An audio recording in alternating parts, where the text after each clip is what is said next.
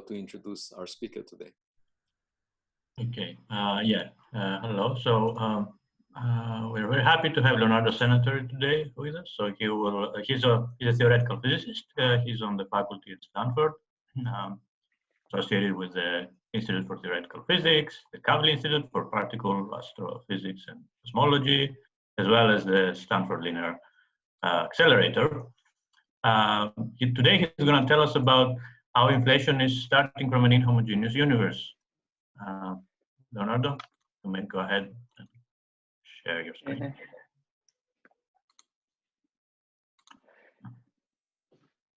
Okay. So thank you very much for the invitation. It's nice to be back in Harvard, though virtually. So I will talk about how to start the inflation in a homogeneous universe using a novel connection to mathematics. And I know about the Black Hole Institute, and I think it's a place where these connections are being fostered. So I think it's maybe some people will be particularly interested in this kind of results. So inflation is considered the first epoch of the early universe, where the universe undergoes an exponential expansion that ends very, very short times after it starts, but the universe during that time expands very, very much. It's usually thought to happen in the following method. If we imagine that the universe there is initially a scalar field, like for example, the temperature in your room is a field, there is a value at each point. And if this value of this field is high, then and we fill a regional space sufficiently large, full of this scalar field homogeneously, then inflation starts, and the universe expands exponentially. And while the universe expands exponentially, the inflator rolls down the potential, and when you reach the bottom, in every point of this box reaches the bottom, then inflation ends, and that's where the standard Big Bang cosmology is supposed to start. So this is a very important epoch of our universe, but for a long time it was unclear how inflation actually starts, because what I told you is that if we fill up a regional space homogeneously, then inflation starts. But why the initial universe should be already homogeneous? In fact, one of the motivations for inflation is indeed to make the universe homogeneous, and here we're already making the universe homogeneous to start with. So this answering this question poses challenges to physicists of two kinds. The first is a philosophical challenge, and I've seen that this colloquium is addressed also to people interested in philosophical studies. And in fact, studying this kind of how likely is this phenomenon to happen is a bit unusual in physics, because normally in physics, we choose the initial state. The initial state is given, for example, proton, antiproton colliding, and then we predict the evolution of the state. Okay, for example, proton-proton, we know that if we have proton-proton, often they go into electron-antielectron, for example. Instead here, we have to talk about the viability of some initial state, which is an unusual question, and for which the way to think about that is not as developed from the philosophy of science point of view as we do for the prediction of the evolution. So that's, I think, it's an interesting, somewhat philosophical question, as often cosmology does, because cosmology is a bit, it's an historical subject, so it's a bit out of the mainstream core physical subjects. And also, to study this question, there is also a technical problem and difficulty, which is the fact that if you want to study what happens if the universe, if the inflator, for example, is non-homogeneously distributed in this box, and where some places high, some places low, then we're talking about high inhomogeneities. And then is where we have typically lack of control. Let me explain. What does it mean to have lack of control? Because normally what we are able to do in physics is that we have a very homogeneous condition, and then we try to slightly perturb it, and the fluctuations, the deviations from homogeneities are very small. But here we're interested in the case where they're very large, because if they're small, we know the answer. We go to inflation. And typically, since we don't have instruments, in theory of gravity, it's very hard to describe a non-homogeneous condition, because if you try to do it analytically, then it's very hard, and because we don't have any expansion parameter. If you try to do it numerically, in interior gravity, we form black hole singularities, and that's very hard to deal with in a numerical code. And because of this, when this happens, we have lack of control, we go to the newspaper, Popular Magazine. And in fact, in the Popular Magazine, often there is this debate of how likely is inflation to start. But I think actually in the last few years, progress could consider definite progress could be made. The first was by realizing that actually there are some numerical code that can handle deformation singularities. These are the codes that the LIGO collaboration uses to mimic the merger, to simulate the merger of two black holes and form the gravitational waves. These are codes that can handle singularities, and therefore we decided that to apply the same codes to the early universe, running for the first time simulations of completely inhomogeneous universe. And now I will run the movie, the simulation. We take a periodic universe with a complete inhomogeneous distribution of the energy density of the infant. For example, white means, say, energy density equal like the one of the potential, and that black means 10 to the 4th for the energy density of the potential, and this energy is given by the gradients, so the gradients are very, very large. And now we let the movie go, and if you see white, it means that the energy density is the one of inflation, and we have started inflation out of an homogeneous universe. So the movie, we let it go, and you can see that there is a black region forming here, but there is a large white region forming. That is, indeed the energy is falling inside this black region, which indeed becomes now a black hole. This is the horizon, which is ringing down, and then all the rest in the manifold that there is in the space-time, there is the Sitte space, the inflation. So inflation forms in many places, even though somewhere there is a black hole. But the answer is, does the universe form, undergoes inflation somewhere? The answer is yes. Indeed, since we ran a few simulations and we always saw that inflation was starting, this established that inflation was starting at least order 1 times. Because as many as we tried, we always found, so not starting inflation could not be so unlikely. However, in reality, we found that inflation actually always started. And this, as I will mention later, made us conjecture that maybe there is a theorem that inflation will always start somewhere, notwithstanding the formation of the singularities and notwithstanding arbitrary large initial conditions. And to answer this question, indeed, this is the conjecture, which Matt Clement and I originally formulated, then we realized that, of course, Hawking had already done it, even though as being a conjecture, it gets refined as time goes on. And the conjecture, which goes like as the Sitte-Noer theorem, tell us that, states that all initial expanding universes with a positive cosmological constant and with the right topology will reach the Sitte space, notwithstanding very homogeneous initial condition, the formation of singularities. So the idea is try to prove now this theorem. And this opens an interesting connection to mathematics because, in fact, this is the series of papers that I've been writing on the subject. And the people in pink are actually professors in mathematics at Stanford. So really, this really connects with mathematicians. And because what is the challenge? The challenge is to be able to handle analytically space-time which have no symmetries or very limited symmetries, and in particular also singularities. So it's similar to what Hawking Penrose or more recently Christodoulou was doing. Penrose just got the Nobel Prize for this kind of works, and this is kind of sort of the same spirit. And as you will see, we will use 2 mathematical results or instruments. One is the so-called torsion geometrization classification, which is the famous Poincaré hypothesis.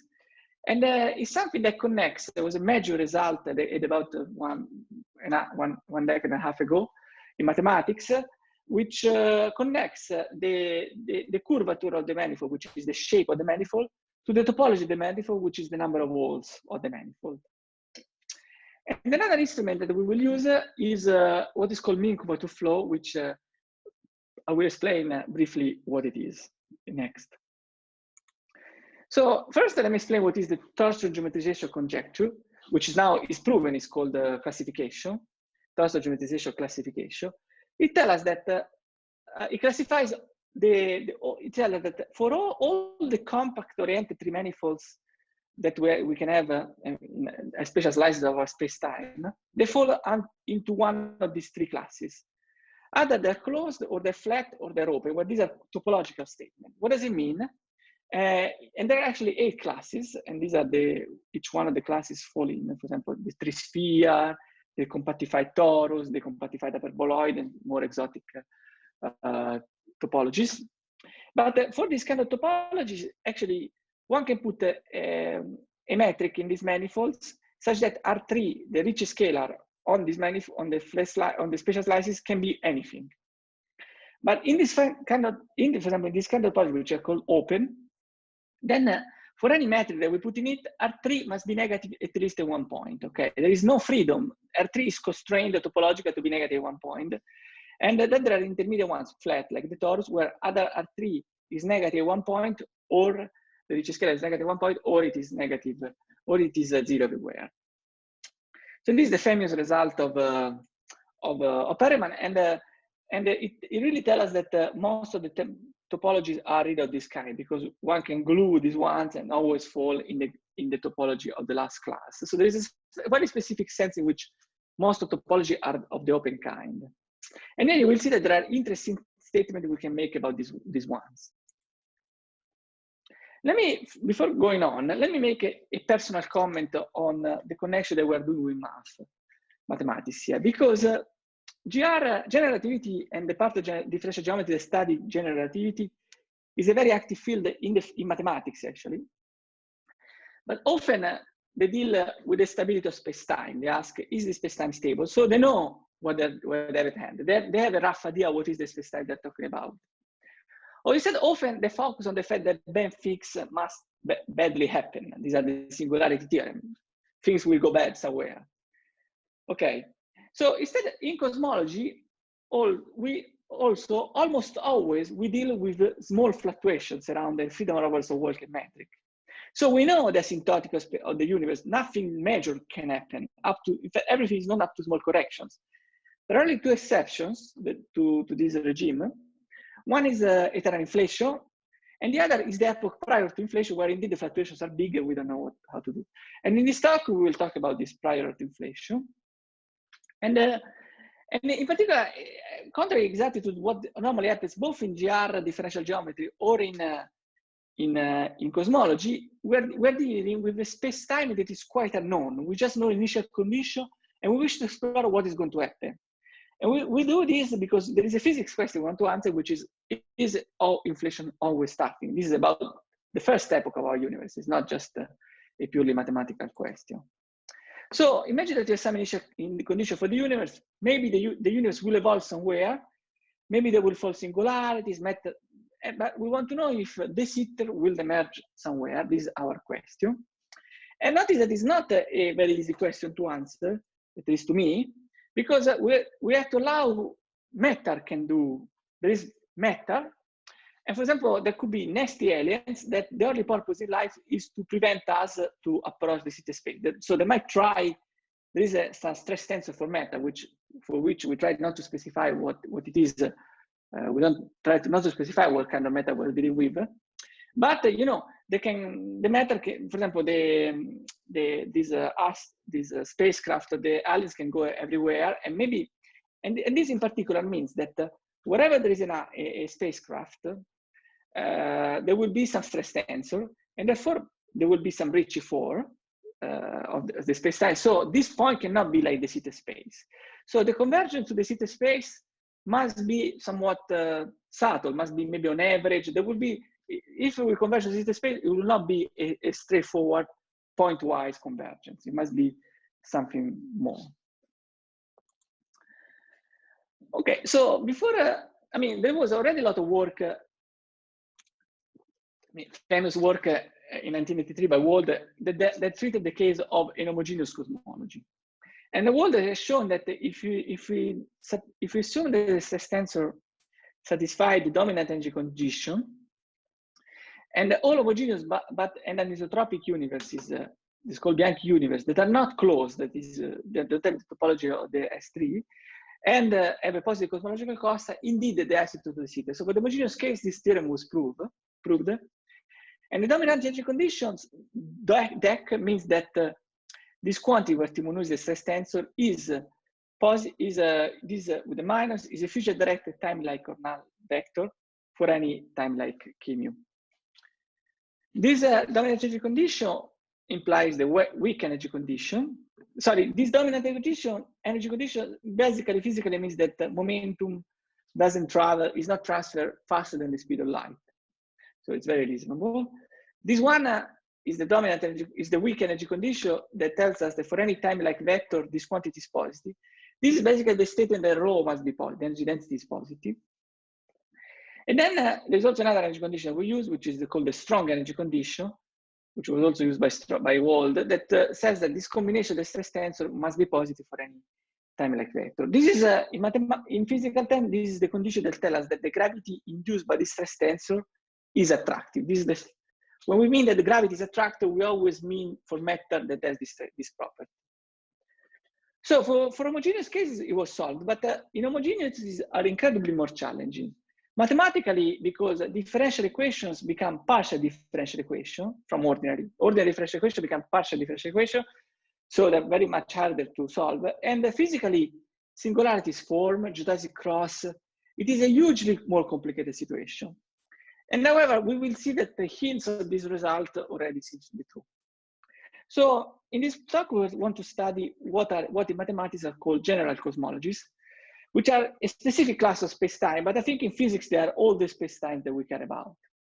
So the first assumption of the theorem we're going to prove, the theorems that we're going to prove, is that we will consider a cosmology. A cosmology is a connected 3+1 dimensional space-time with a compact Cauchy surface. So we want a Cauchy surface. We use a compact to simplify our life. Otherwise, the problem is not clear, it's well defined. So this implies that the topology of the space-time is M cross R, where R is the time length. This doesn't mean that there is singularity, because this time is not the proper time. This direction R is the time we can choose, and M is the trifanifold, and it can be foliated by a family of slices MT, where all these MT have the same topology. Okay, the topology cannot change of the spatial slices. So these are the space-time we will consider. And the assumption, okay, the second assumption we will make is that matter satisfy the dominant and the strong energy conditions. And then there is also a positive cosmological constant, lambda bigger than 0. Notice that in physics, often people complain about these dominant and strong energy conditions. But this is because lambda, the cosmological constant, does not satisfy those. But in this case, we can do it because we were talking about other matter on top of the cosmological constant. And typically, other matter satisfies this energy condition. It's a very good approximation. And the first assumption we'll do is that the spatial topology must not be of the closed form, must not fall in the category that in the Perelman class, in the Thorson classification was called closed. Now, to warm up, let's study in 2+. I want to mention this result. In 2+1 dimension, this the Sitter-Noether theorem has been proved. This we did in our first paper, but it's very simple compared to what is 3+1 dimension, because there is two great simplification in 2 dimension that helps. One is the Gauss-Bonnet theorem that constrains the integral form of the integral of the Ricci, on the spatial Ricci scalar. And also the fact that in 2+1 dimension, the Riemann, that is in 3 space-time dimension, the Riemann is known in terms of the Ricci. And the Ricci is known once the T mu nu is known. And so this simplifies hugely the problem. But still, it's quite remarkable that it's still true in 2+1 dimension, because, for example, the matter can do lots of things. And the fact that this matter doing lots of things still goes to the Sitter space. And also gravity can do lots of things. For example, in 2+1 dimension, we can have a big crunch. Okay, there are singularities, dynamical singularities in 2+1 dimension. But in these talks, I will focus on more on the recent work, which is in the 3+1 case.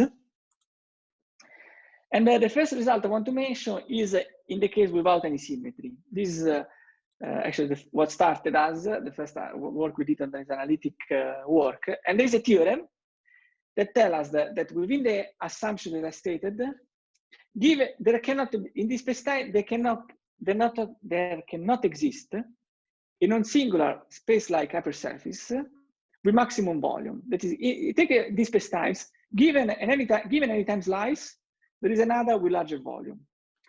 And furthermore, if we take an initial expanding universe, there must be at least one expanding region in this slice, in any slice. And if this cosmological constant is positive, then the expansion rate in the expanding point region is at least as fast as in the Sitter space. So this tells us that given a universe with the topology not closed, then this universe, the volume of this universe will keep growing.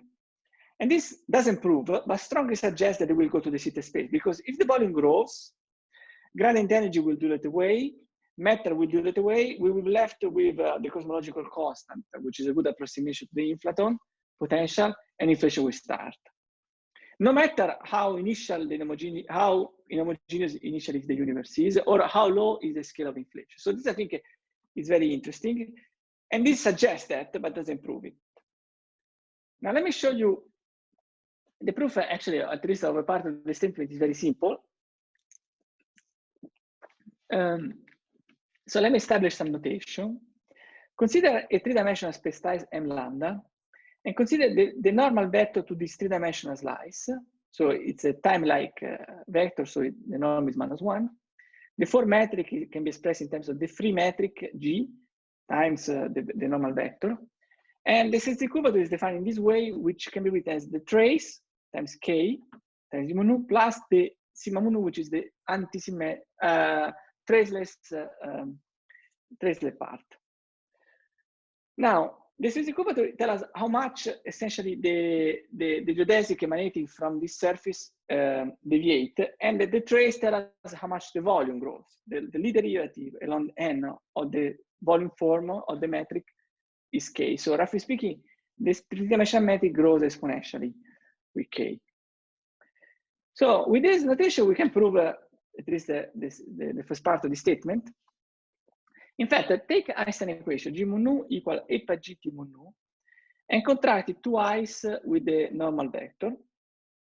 Now, it's famous that this combination of the Einstein tensor can be expressed fully in terms of quantity defined on the three-dimensional slices, the Ricci scalar, and the sensitivity curvature squares in this combination.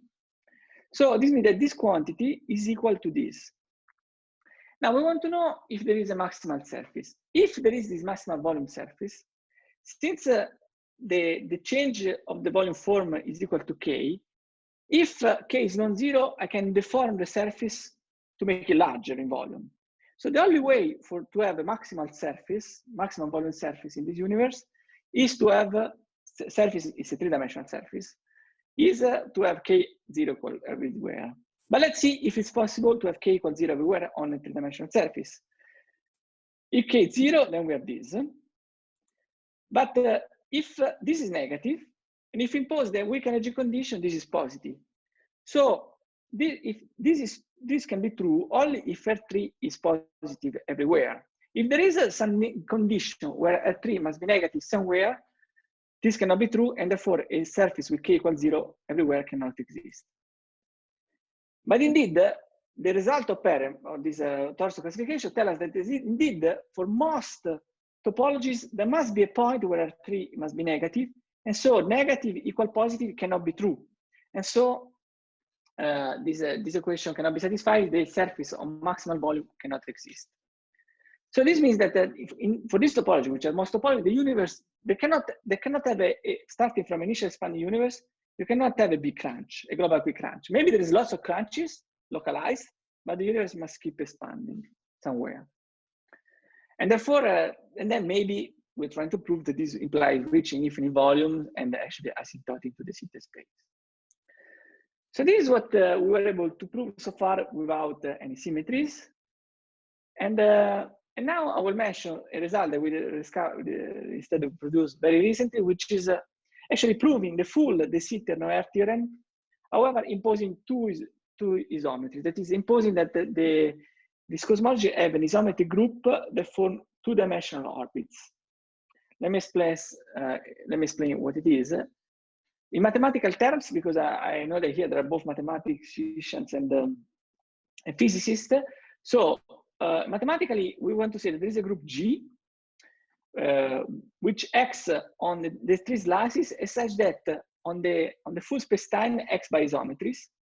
Instead that this group G has closed orbits, which are two-dimensional closed orbits. Okay, the technicality for mathematicians is that G really can act on the universal covariant. This allows us to study more topologies. But for physics, this is what we mean when we say that we have surfaces which are homogeneous but non-isotropic, very maybe anisotropic, and these surfaces can foliate the full spatial slices. That is, the spatial slices we're talking about take the following form. There is a two-dimensional surface. This circle here is a two-dimensional surface, which is the orbit of a symmetry group. So it's homogeneous, but maybe not isotropic. And then there's a third direction, which is instead completely homogeneous. And then we identify the two sides, maybe with some twist. So typical topologies are the three torus that are covered by this condition, S2 cross S1, compactified two-dimensional hyperboloids, cross S1. Okay, so the theorem will apply to this kind of topology, which is a large set, but not all topologies. And we're imposing two isometries. And the theorem reads the following way. Okay, if these two surfaces, where there is which are the orbits of the group, have a non-positive Euler characteristic, that is, they're not two spheres, or if they are two spheres, if the two sphere is initially large enough, then it also applies the theorem. And also, if the initial volume, the initial full spatial slice is initially expanding everywhere, this is what we call a Big Bang cosmology. If the initial slicing is expanding everywhere, then asymptotically, the spacetime becomes physically indistinguishable from the Hilbert space on arbitrary large regional spacetimes. And this is true notwithstanding the presence of the initial arbitrary large density fluctuation and even potential singularities. Okay, now I'm gonna explain how we do this a bit. So this is the same notation slide that we had before, just to remind you, and mu is the normal vector to the three-dimensional slices. And then we also need to talk about the normal vector to the two slices, which are the slices that correspond to the isometry. So the isometry are the two surfaces, and we can consider the direction orthogonal to the two surfaces. Tmu is now a space-like vector because it lives on this spatial slice, and the three-dimensional metric can be written as a two-dimensional metric little h plus Tmu. We have the extrinsic curvature, which tells us how these two slices change as we move along the third direction. This is the trace and the full extrinsic curvature.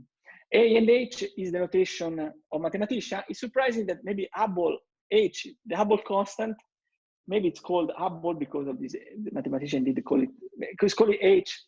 I don't know if it's called H because of Hubble or because the mathematician call it H. That's an interesting question.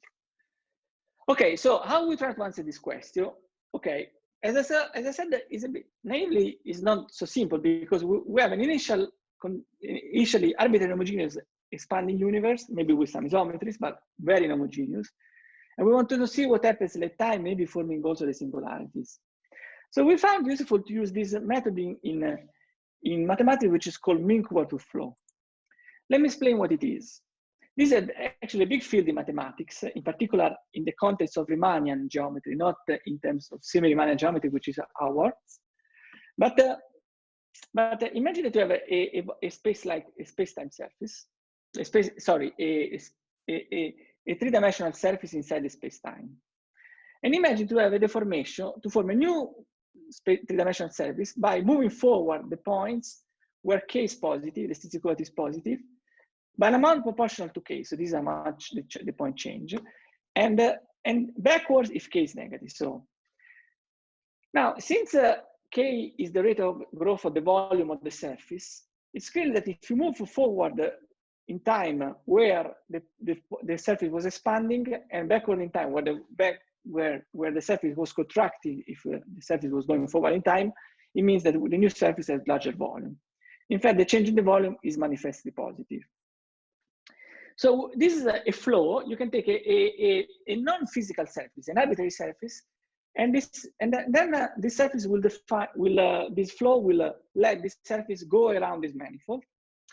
And we will use the property of this flow, the geometry of these three-dimensional slices induced by the flow, and also the geometry of how the flow goes, to learn about the geometry of the space-time, to learn about the ambient space where this flow happens, which is actually the space-time that satisfies Einstein equation. So this is the idea. And let me give you the key facts.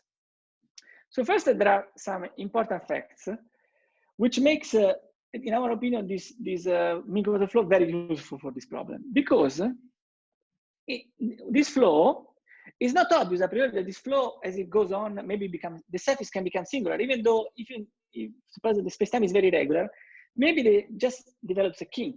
In fact, that's, for example, okay, but why this don't happen? Notice that this doesn't happen, and indeed we can prove that the flow is still regular, and so it exists at all times. Why this is so? Because this flow is trying to make the volume grow. You take a surface, you try to make the volume grow.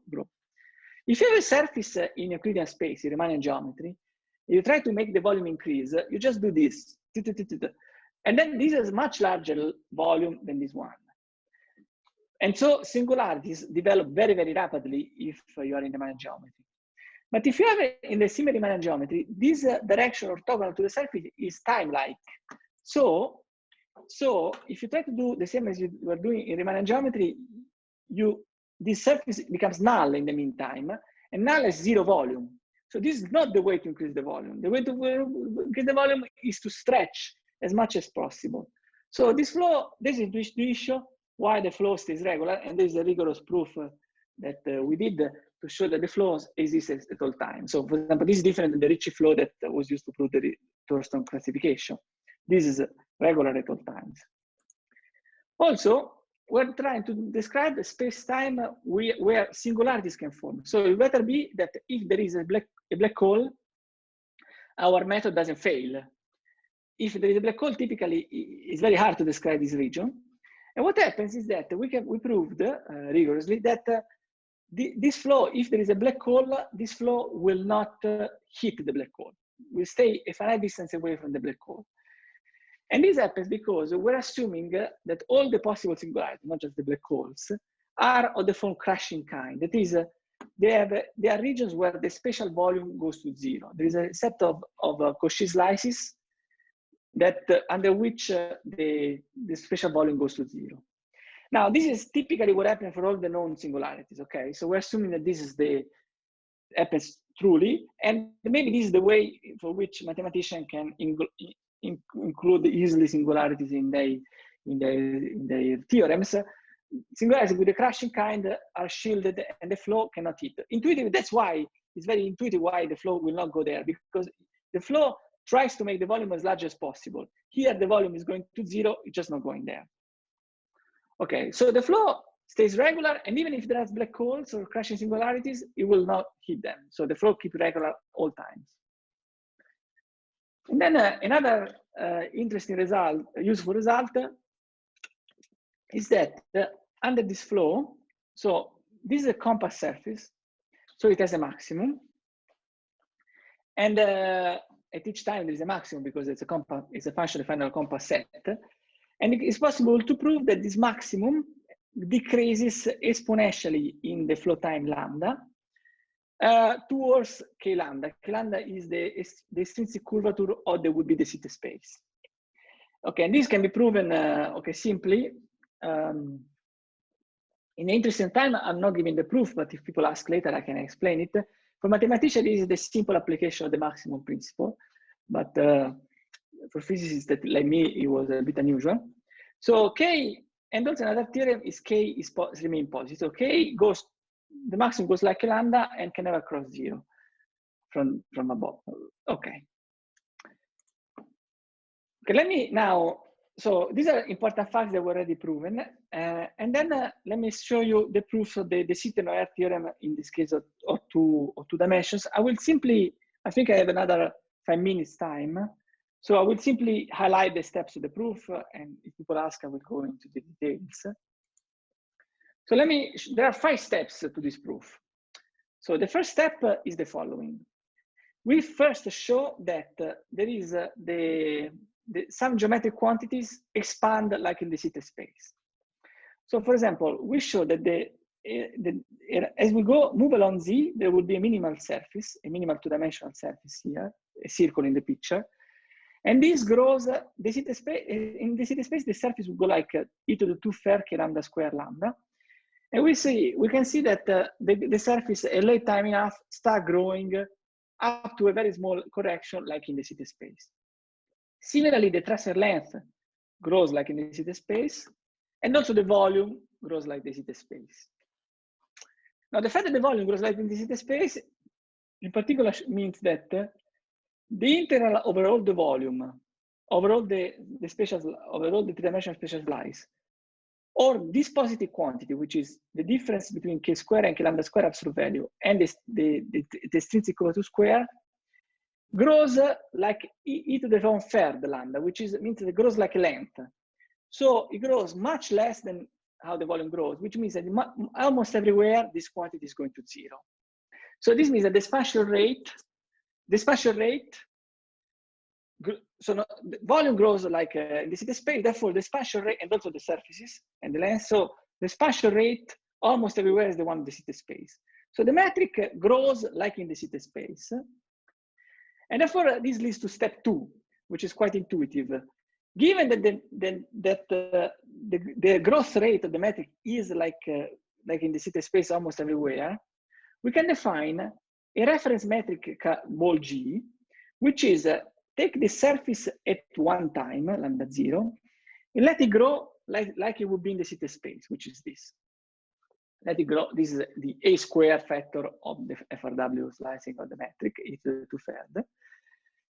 Now, we can prove that point-wise, the distance, the normal, point-wise, the normal, the GIJ, the true metric, minus GIJ model, square contracted with capital G to raise the indexes, actually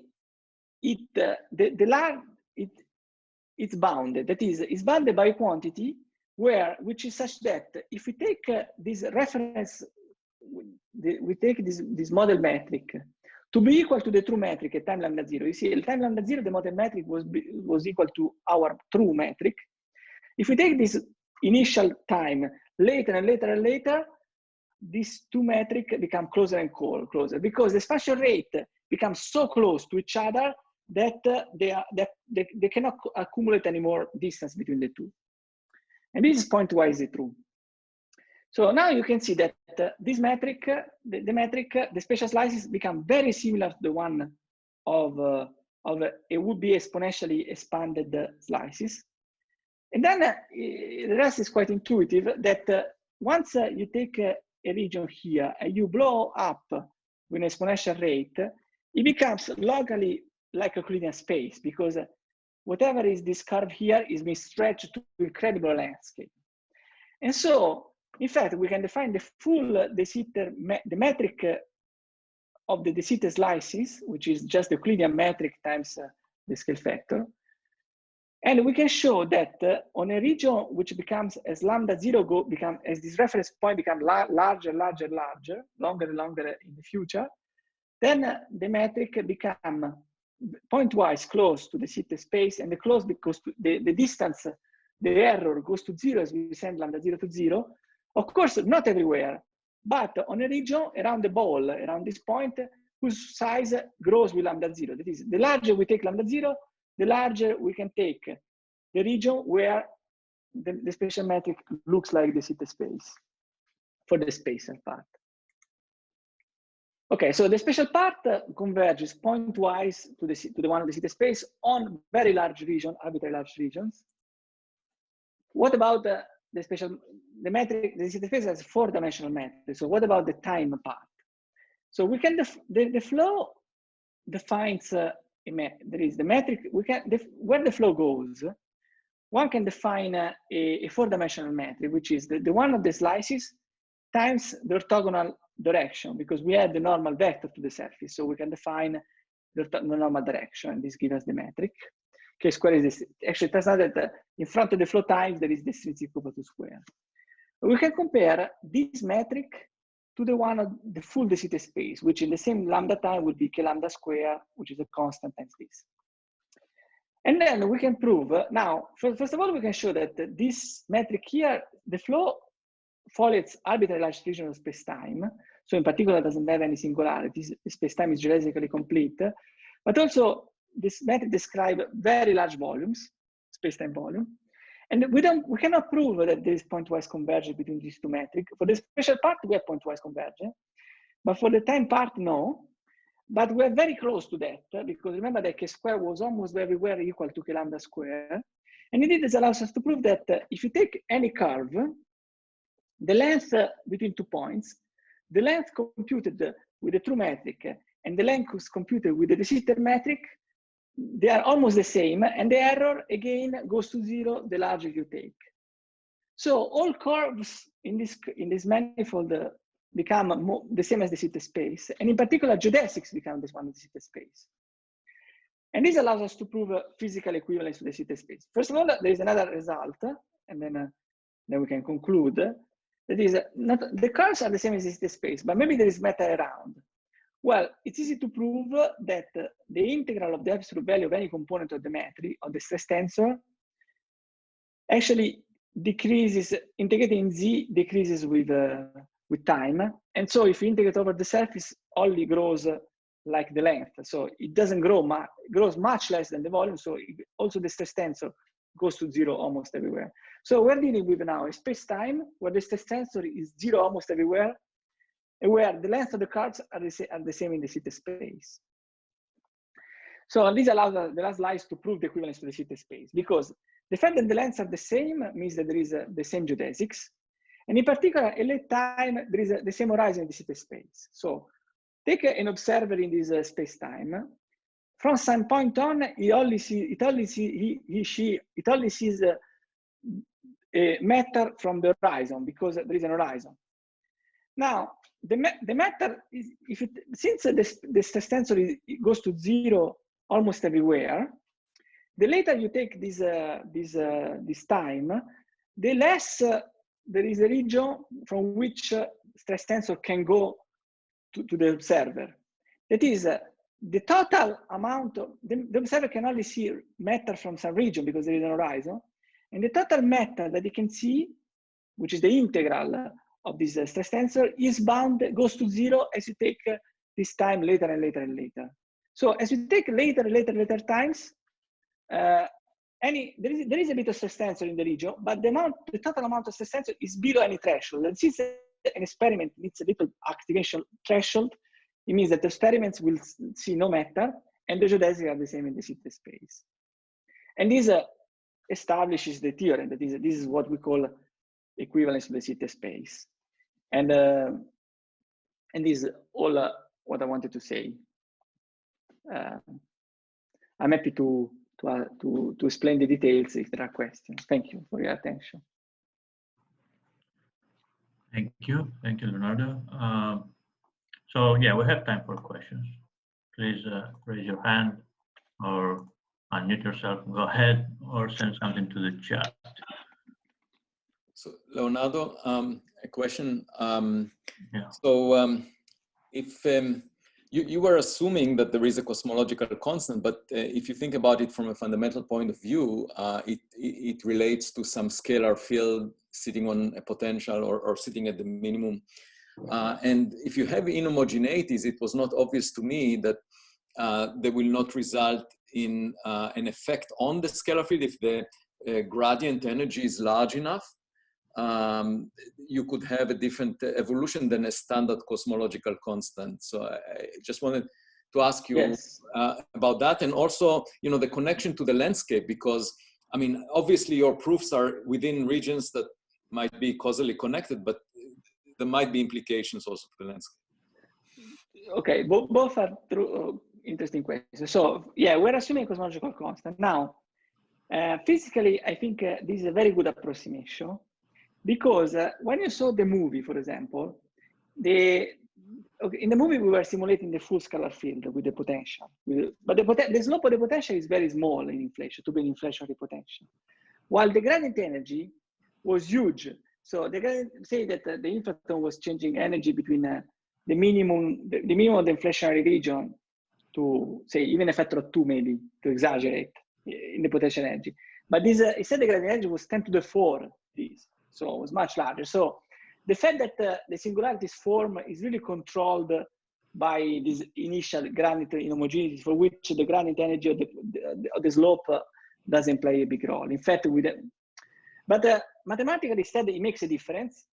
Now, okay, so, and we're working on it, and we have some intermediate results. So mathematically, the statements are more tricky, because given that we have a potential energy, we cannot prove that we go to the zeta space, because the zeta is not a true solution of the even in the homogeneous case. So it's a bit harder to prove, but we have some intermediate results that, I mean, ideally one would like to prove that one asymptotes to the slow-roll solution.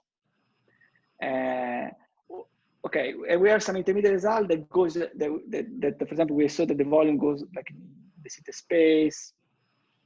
I mean, for example, if you take a potential which is bounded between two regions, say they have a flat potential, then a slope, and then another potential like this, then we can show that the volume grows is bounded by these two, the zeta volume of the zetas, the one with the biggest cosmological constant one.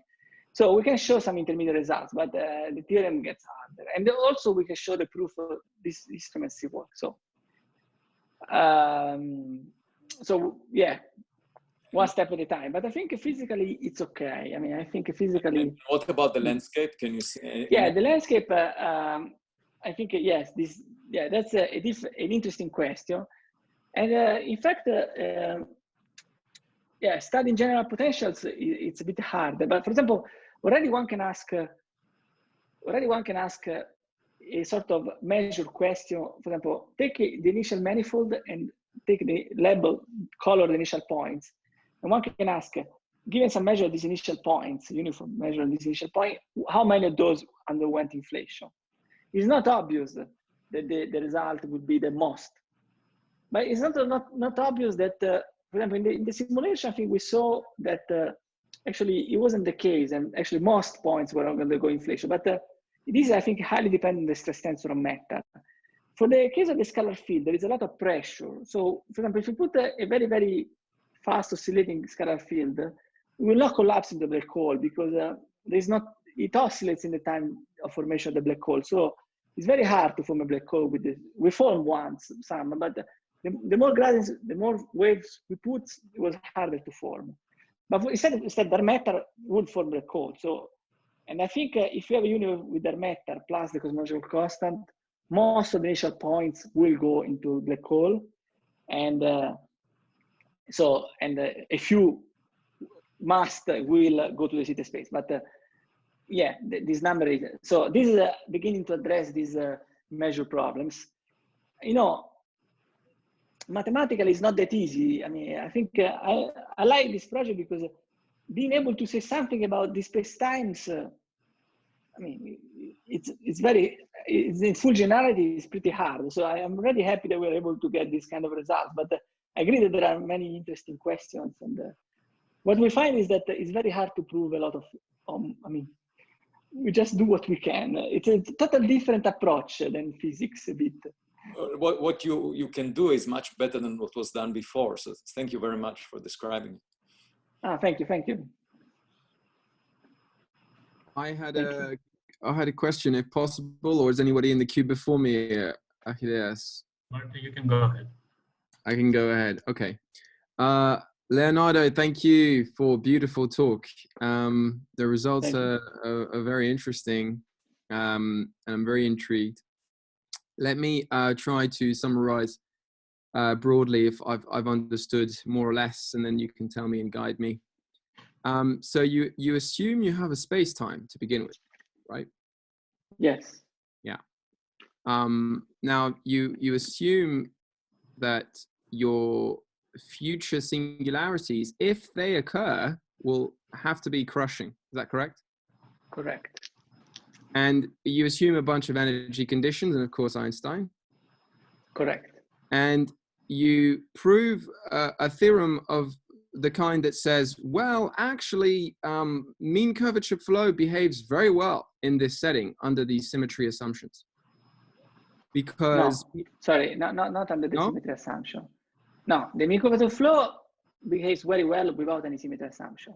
Okay, so okay, so mean curvature behavior is good. You get geodesic completeness and no crossing singularities. Those are only, So, okay. Maybe finish your question. Finish your question, then I answer. Finish your question. Yeah, thanks. So okay. So there's a number of questions that comes to rise. I mean, first of all, I think it's beautiful work, but one question is this: to what extent is ruling out crushing singularities legitimate? Second question: where in the proof is your symmetry assumption used? That's why I was asking about mean curvature flow there. I would like to see where it plays a role.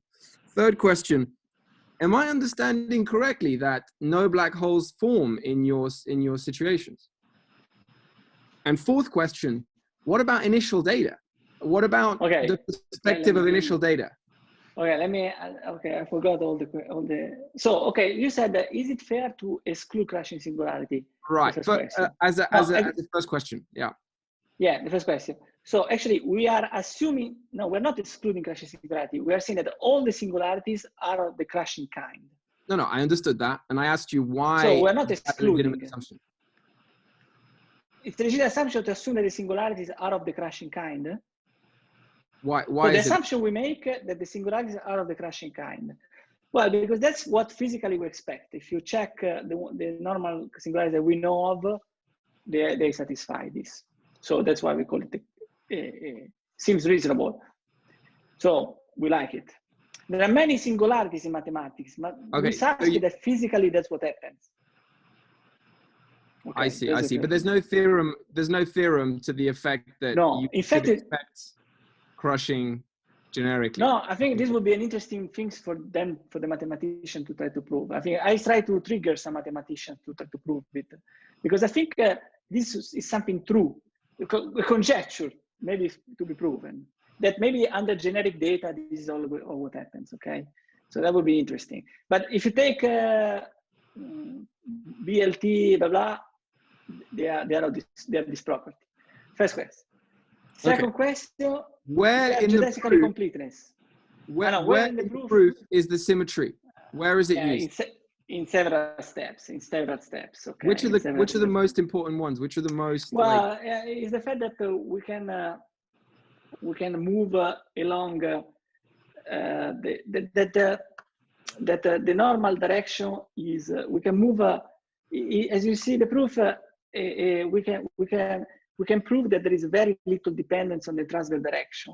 As time goes on, you take the surface, and then as you move away from the surface, the method will not change with time. And this uses a bunch of Gauss-Codazzi relations for which the homogeneity was important, okay? So sorry, maybe morally, I can tell that the fact that the two surfaces are so you can see that Gauss-Codazzi is going to become very, very powerful because between the three slices and the two slices, because the surface goes to infinity, and so R2 goes to 0 pointwise, because the integral of R2, the integral of R2 is chi, the other characteristic, and is the same everywhere. So is R2 times the surface is equal to chi 0 because it's homogeneous. And therefore you have R2 goes to 0 pointwise. So this surface is, okay, sorry, it's even more intuitive. So I'm talking about mathematics, but the special slices the two slices are homogeneous and they're expanding. So they become flat pointwise. They become flat pointwise. And then, and this means that then Gauss-Codazzi becomes very powerful because. I see. Okay, thank you. That was. Okay. That was Second question. Yeah. Thank you. This is more physical to say. Yeah. So third question. Does that mean that? So okay, let me give you an example of the kind of intuition I have in mind. So I'm thinking of, say, like a cloud of gas or something like that for some reason or other gets focused and interacts with something, and a trapped surface forms locally for whatever reason due to focusing or whatever. But it would seem to me that your models, by assuming, you know, they prohibit kind of any of those local phenomena, which we know kind of, well, which we kind of, you know, we think so happen. with two isometries, with two isometries, we prove geodesically complete. It means that there are no crashing singularities that they can form. There are no singularities that form, and this is because I think I have a slide if you want, but yeah, it's true. It's a bit disappointing, but we have examples when you do, for example, one isometry only, that there will be singularities. So it's not that there are never singularities. Just the two isometry case is weaker from this point. It's less interesting from this point of view.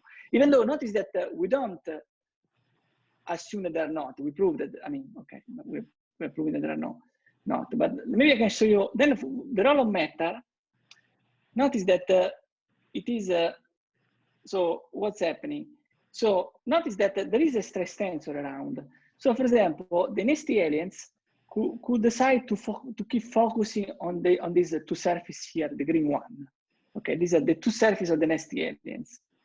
Now, you might be surprised, I was surprised, that we have pointwise convergence of the slices of this to the city space. Even though these nasty aliens are there was some stress tensor, it's not going to zero. Well, because of the dominant energy conditions and since they expand, the energy density goes to zero here. So, but notice that going to zero doesn't mean that the Riemann goes to zero. The Riemann actually is, the Riemann goes to zero, but it's not zero, right? It just goes to zero. And now, but notice that this therefore, in physics, it looks like a domain wall, like a plane. In electrodynamics, it's like a plane of charge. In gravity, it's a plane of matter. And what the plane of matter does, introduces the metric is in the limit which is very thin. The metric is continuous, and the extrinsic curvature is discontinuous. Is discontinuous by the Isler's junction condition, where S is the surface density of the stress. The stress tensor integrated over the thickness.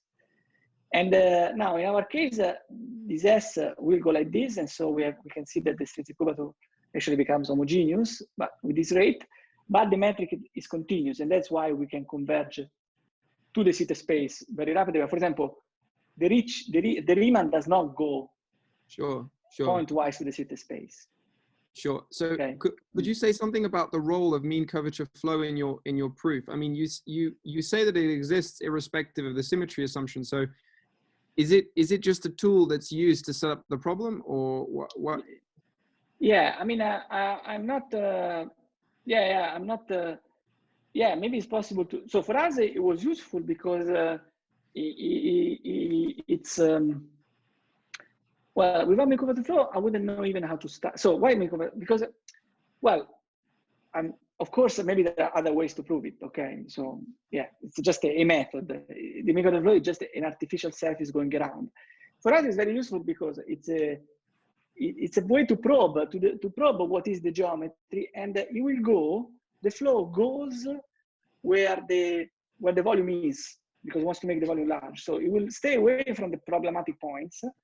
And indeed, if you take in the City space, this flow, if you take as a toy example the City space, and you start the flow will go to the FRW slicing of the City space. So the surface will tend to go.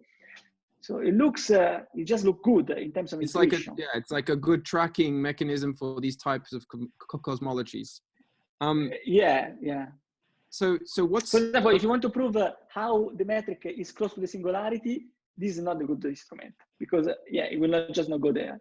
Sure. Yeah. So just So it's kind of but it works for these kinds of models. Now, what about the initial data perspective? Do you think you can actually make a space-time, or is other things that you're, because I mean, from the mathematics perspective, we try to start with data and make a space-time, but here you already have a space-time. So what is the perspective in your thoughts of starting from an initial data setting and saying, okay, my initial data has such and such property, perhaps it has the same isometries that you described, or the same group acting on the slices within the slice, and then say, okay, if I perturb this or within this class of initial data, I shall produce a future space-time that has the following property.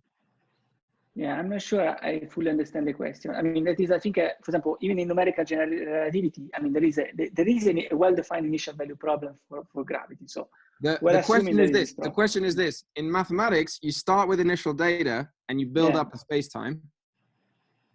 Build up, I mean, you try to find what it is, but nobody's building it up. Well, the stability of Minkowski space. The stability of Minkowski space is a perturbation of initial data that produces a complete space-time. You don't start with a 4-dimensional thing. You start with a 3-dimensional thing, and you show that a space-time exists for all time. But in your setup, you start already with a space-time. So my question is, could you start from the initial data setting? No, but the space-time can have all the property. That is, I think, I mean, the moment you have a Cauchy slice, then you have a space-time. The moment you declare there is a Cauchy slice, then the space-time is M cross R.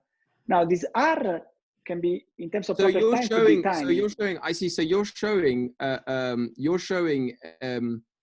see what you're saying. So in a way, you're not perturbing the data. You're saying, once I have this kind of data, my space-time will exist for all time. So you actually have an existence result. You have not in that all times, but all time, for the two-isometry, yes. For the two-isometry, it's an existence. I see, that's wonderful. Complete. Yeah, okay, that makes sense. But in the general setting, this R. Oh no, of course. It could be very short. Local existence. Yeah, of course. But okay, I think right. So now I understand better. Okay, thank you. Thanks. Oh, thank you. Yeah. Thank you it was good. Thank you. Yeah, thanks. Are there any other questions? Yeah, Max. Yeah, in the spirit of effective field theory, can you show that these results are insensitive to adding small higher derivative corrections? This is a super interesting question, and it's somewhat related to also how to introduce quantum mechanics in this setting. That is sometimes, okay, the quick answer is I don't know, okay? For the mathematicians, mathematicians, they were happy because they just solved GR equation. For them, that's the problem. But for us, the physicists, we pose this question. Because, for example, we don't prove that the Riemann goes pointwise to the Sitte space, but we have all these, the curves, the integral of the curves are all the same. So it means that the Riemann maybe is, whatever it's doing is highly, maybe it's oscillating short wavelengths because it cannot violate these integral constraints of arbitrary small integrals. So so this suggests that the gradients become very, very large. One will become sensitive to the higher derivative operators. However, okay, then in physics we know that whenever there are very, very short fluctuations with very fast time scales, because these have, by the way, typically these fluctuations violate quantum mechanics because they have a very small amplitude and big gradient. So the wave number of the wave of the fluctuations. Let me just step back 1 second. So there are big regions. Okay, for the two-isometry case, okay, there is no singularity, but even in 2+1 dimension, there are big regions, say black hole, where the things are bad, and there is finite region. But then everywhere else, maybe there are these tiny defects, maybe fast oscillating, and where we are sensitive. That's where I'm addressing, I think, your question. Okay, those, for example, have small amplitude but high gradients, and in quantum mechanics, one quanta is as larger k, so the wave number, so it's impossible to do it. Now, in saying this, and also we know that probably it's impossible to focalize too much energy space-time. It must spread. Now, doing this, so I'm not too worried about that because I think the higher derivative terms will not matter as much as quantum mechanics. I mean, we will make things even better behave. Now, mathematically, I'm not able at the moment to include it in a rigorous way.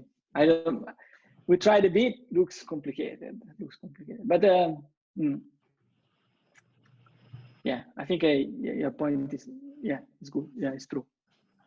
Well, one thing that can help you is that f of r gravity could be is equivalent to a scalar field with some potential, right? So maybe formulating it this way can help. For f of r, but maybe if there is r mu square, but then all the other ones are for f of r, yes, for sure, yeah. Yeah, in fact, f of r, let's just do that immediately. Right. But even in the case, the stress tensor of matter can have some finite, yeah, so that is, we're not describing, in these theories, we're not describing everything. So there could be small defects, like I was showing these disconnected elements. They are, bad things can happen. What we know is that if you integrate over them, the metric is continuous, so not too bad things can happen. But locally, for example, the Riemann will not be the Sitte space, and can become, yeah. So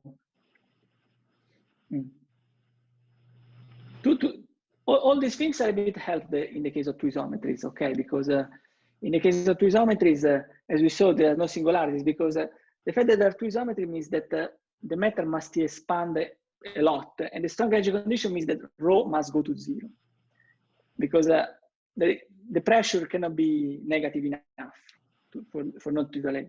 But if you decrease the number of symmetries, then this phenomena can happen. You can have even very small volume region with very high density, and then yeah. But I think in terms of physicists, I'm not worried too much.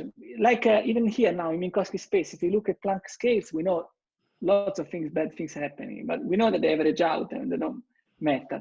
Now mathematically, since I think it is also this institute is trying to connect these two fields, mathematically stating how to treat these things looks hard, looks not developed. How to include it is, and maybe it's hard mathematically to do it. I'm just pointing out this looks like a direction where there is not much developed, and maybe it's impossible to develop. I don't know, but I would be happy to have it, for example, because often we are stuck with little defects like this, and we cannot. Okay, we would like to say no, but come on, they go away. we cannot say that. Well, I mean, it just sounds funny that you need quantum mechanics to rescue one from, I don't know, it's like, from the effective field theory point of view, there's no reason to prefer GR over GR plus the first higher derivative correction, right? You could treat both of those as a classical effective field theory. Yeah, I think this is an interesting. I can tell you two thoughts about this, because this I agree with, I go over your thinking every time I'm not able to prove something with this setup. So there are two things that happen in normal effective field theories. Normally, we never have a focusing of stuff to become high gradient. It's rare, but sometimes happens. Sometimes happens. For example, happens in astrophysics. There are these cascade towards the ultraviolet. There is, for example, the caustic forming in fluids, and those in generativity when there are the singularities. So sometimes happens where we move from low energy data, we go to high energy data, focusing. And so it's not true that it never happens. So because one would like to say, oh, normally this I know it doesn't happen. Okay, sometimes it happens. And now mathematically, so that's a bit unfortunate, but mathematically, the reason why I'm worried about this, because technically, if you have a function, it's much easier to prove, for example, the L2 convergence of the function than the L2 convergence of the gradient of the function. In fact, the L2 convergence of the gradient of the function often implies by the Sobolev inequalities the convergence. So there are all these, the gradients are hard to control. So technically, we're always able to prove things without with less gradients, and it's always hard to go through higher gradients. So that's technically why. And since, for example, when one uses, for example, in the famous proof of the positive mass theorem, I know, for example, the one of Witten, there you have an integral. Witten proves the L2 convergence. It says that the L2 integral of the ideal mass is 0. And so the integrand is 0. But because he has, his integral is equal to 0, so the integrand is 0. In our case, we have convergence to the Sitte space. So our integral is never 0. It's always very, very small. The integrals are different. And then that leaves room for spikes. So there is a huge difference from having 0 and epsilon in an integral.